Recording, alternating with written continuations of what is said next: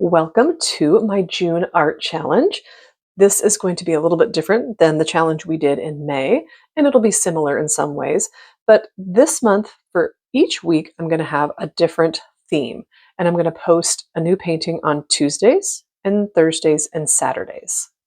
So that will keep us painting each week several times, but not being committed to 5 or more a week.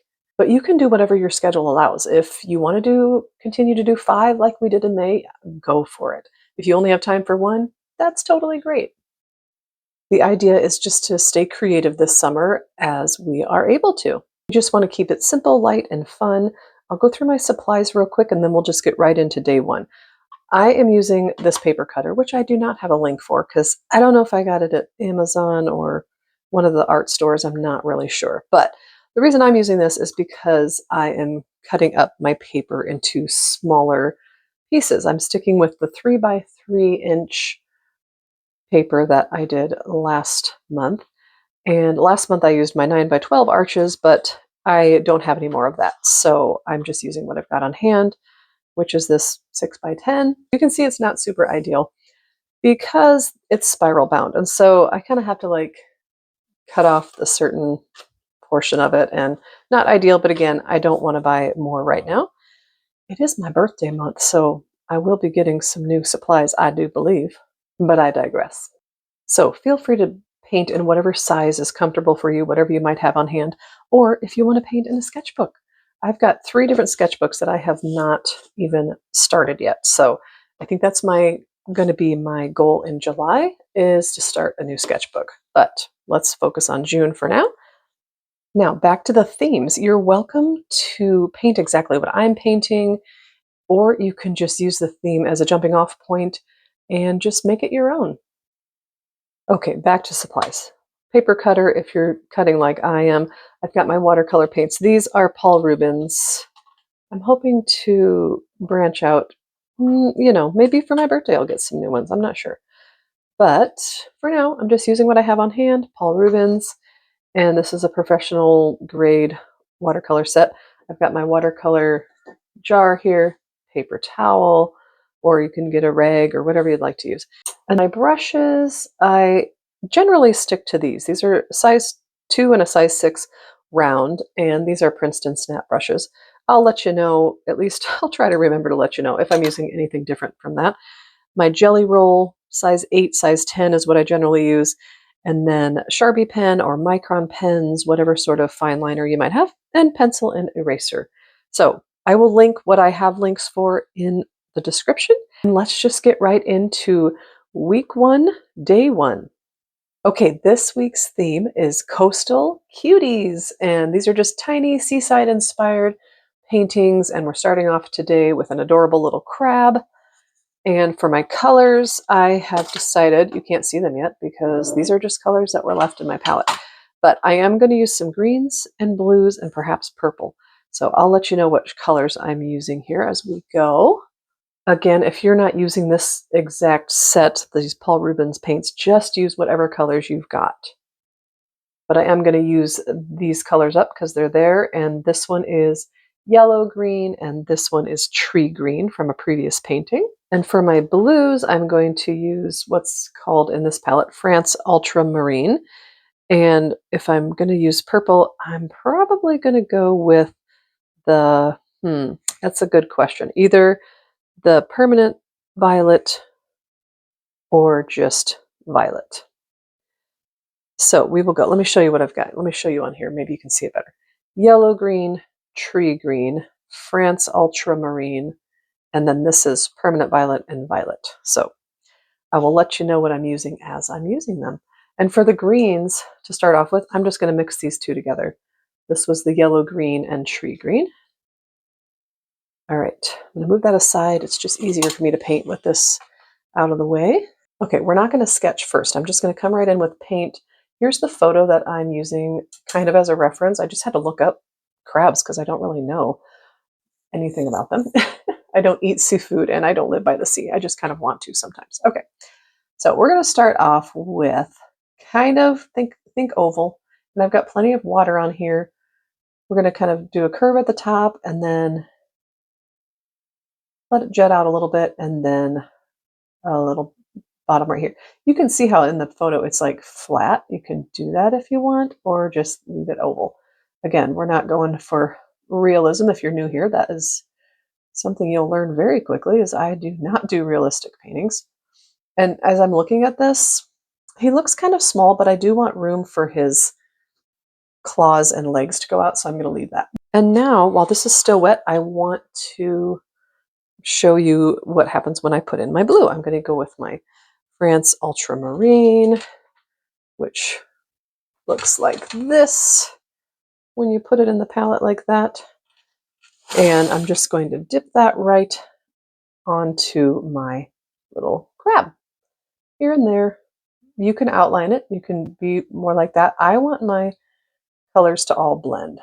And so now I've decided I'm going to use the violet, which is this color right here. Let me show you what that looks like on here. It's nice and purple. All right, so let's dab that in while everything is still wet. And I want it to go everywhere here. You have to be a little careful because green and purple don't mix well together. But when it's just sitting on top like this, totally fine, totally fine. I'm going to come in with some France Ultramarine again. Dabbed it on my paper towel there for a second. And make that blue, those blue spots even brighter. And you can wait till it dries to darken up the colors. It'll just have a different effect. But I like when all the colors kind of blend together like this. All right. Okay, we're going to start with the front claws now. And I'm leaving everything wet here. And that means things are going to run together. If you don't like that look, you're going to want to wait for everything to dry. But I want things to run together. All right, and I'm not doing like accurate sections. I'm just kind of doing shapes, okay? So we're just kind of going like this. And you can make them more accurate if you add pen detail at the end, like I'm going to. But you can see I'm letting it intentionally go into here. I actually want blue, what do you call it? Like cauliflower blossoming blooms to happen. I'm having a hard time with words today. All right, and then we'll give him little claws like that. All right, and you can leave those just green like that. I kind of like it. I might dab a little. I'm going to grab some France Ultramarine and dab it right in there, just a couple spots. But I do like that green. All right, and kind of the same thing for the legs, just basic shapes, okay? And they can go different directions if you want. Like, I don't know, maybe he's swimming and moving around and you want his legs to be going different directions than I'm putting them, or than that you see in this reference photo.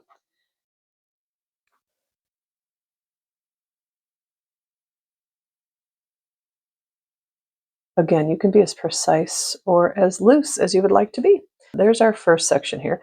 And then for the back, I'm going to be honest. Anybody who knows things about like ocean life can help me, just teach me, because I don't know anything about it. So some of these, like when I do these back legs, or sometimes they're claws, like in our reference photo that we're using, they're called swimmer legs. So I'm just going with that. You could use any reference you want, or don't use anything. You can just do it from your imagination. All right, let's get some more blue just tapped in here and there. And I'm liking it. You can leave them all green. You can make some purple, and you could do, whatever color combinations you want. Sky's the limit here. All right, I'm loving him. Now we're going to let this dry. You can choose to add pen detail after this or not. Totally up to you. Let's let it dry and see what we think. Oh, one supply I didn't add in the intro was this. I use this quite often just for time saving. I really like how watercolor paintings look when you let them naturally dry a little more than using this, but you know, time is a thing that I don't have extra of very often. How's that for grammar? Well, I can't believe I'm going to say this, but I don't think I'm going to add pen details other than adding some eyeballs here. And I'm just going to use my Sharpie pen. You could also just do that with black paint, but we'll just add a couple of eyeballs. All right. I think that's pretty cute. What do you think?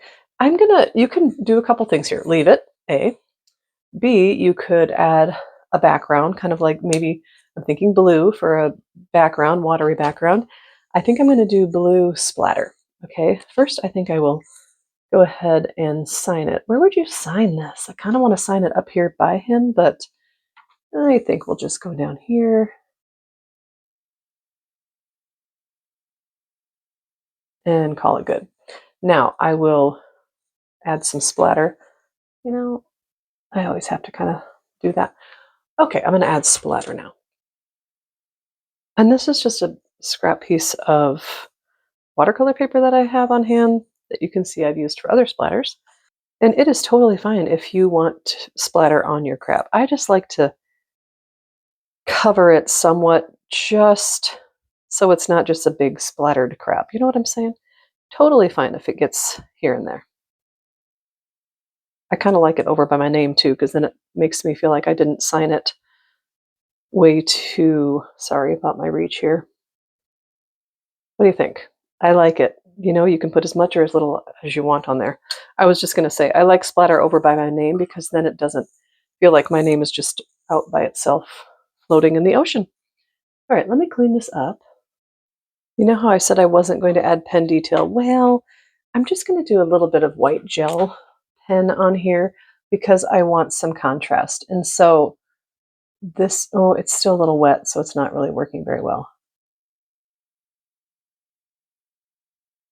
Just going to put it where I can see it. It's not going to work really well in light greens anyway, but I like scribbly lines. They make me happy, so I'm adding them. And now we're calling it good.